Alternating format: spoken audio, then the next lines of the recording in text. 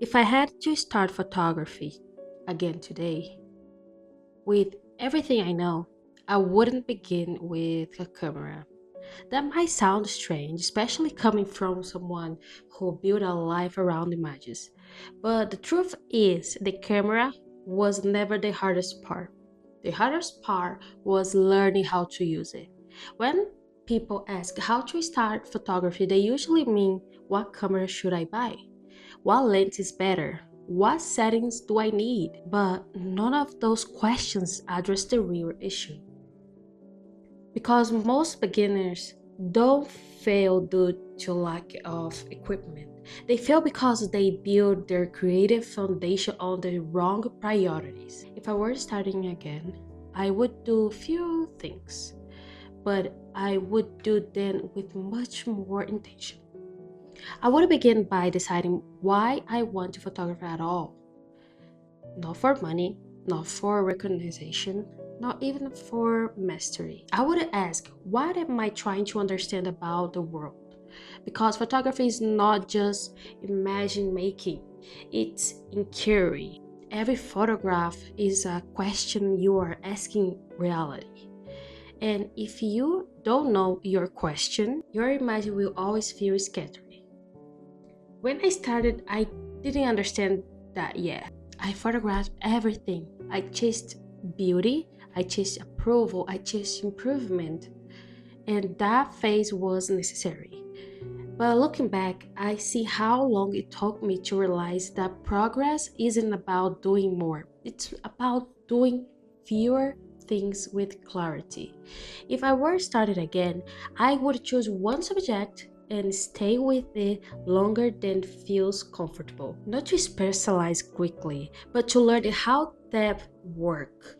Depth comes from repetition, from boredom, from returning to the same things with a new eye. Style is not something you decide, it's something that remains after curiosity settles. I would also stop trying to photograph like people I admire. Admiration is important, imitation is danger. When you imitate too early, you silence your own instincts.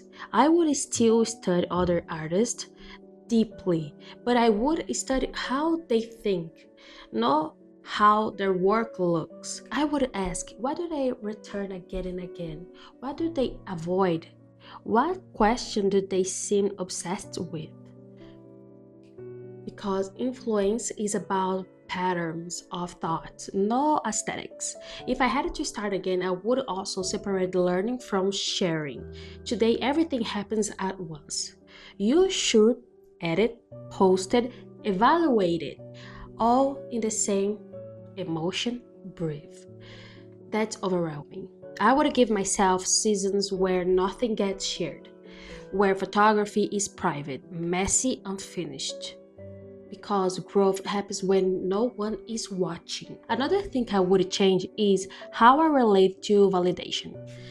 Early on, it's easy to confuse feedback with direction. Likes feel like confirmation, and silence feels like rejection.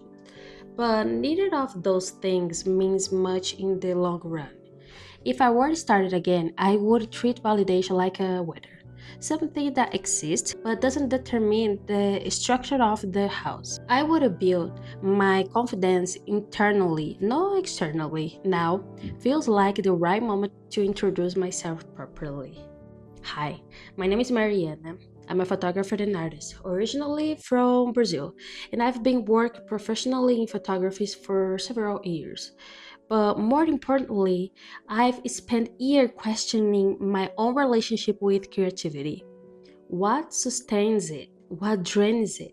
And what allows it to evolve without breaking? Photography didn't come into my life as a career choice, it comes as a language, a way to understand myself, a way to translate a thing I couldn't explain. And over time, photography became my profession. I had to relearn how to protect that original relationship because turning creativity into work doesn't destroy it, but misunderstanding it does. If I had to start again, I would be very careful about how early I try to monetize. Not because money is wrong, but because pressure changes behavior. I would have first built competence, then clarity, then confidence. And only then would I worry about selling. I would also stop believing that consistency means sameness. Consistency is about values, not visuals.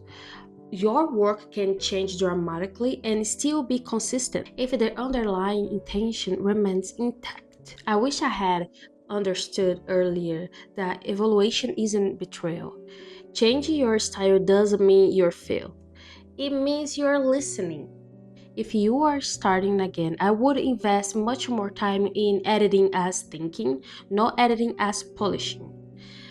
Editing is where most photographers either grow or stagnate because editing is where decisions are made, not technical decisions, interpretive ones. What stays, what leaves, what matters. The camera captured information, editing assign meaning. And meaning is where authorship lives. If I had to understood that earlier, I would have saved my life years of confusion. I would also slow down my relationship with learning. Not every tutorial needs to be watched. Not every method needs to be adopted. And too much information creates paralysis. I would learn one approach deeply instead of many approaches shallowly. Mastery is quiet. It's built through repetition, not accumulation. Another thing I would change is how I relate to failure. Early on, every bad image felt personal. Now I understand that bad images are not mistakes. They are evidence of exploration. If you are not creating work that fails, you are not pushing far enough. Failure is not a warning sign, stagnation is. If I had to start again, I would also recognize success. Success is not recognition, it's sustainability. Can you keep creating without resentment, without burnout, without losing curiosity? That's the real measure, and it requires boundaries. Boundaries with clients, with schedule, with yourself. I wish I had learned sooner that saying no is a creative skill. As we move towards to the end of this conversation, I want to speak directly to those of you who feels stuck. If you are starting photography and already feels behind, you're not. If you are experienced and feel disconnected, you're not broken. What you're experiencing is transition. And transition requires patience and not pressure. Before we close, I want to share something practical that comes out of all those lessons. One of the most common questions I received was about editing. No tools, no judgment. How do I know when an image is finished? How do you avoid overdoing it? How do you make edits feel intentional instead of automatic? That's why I created my online editing masterclasses.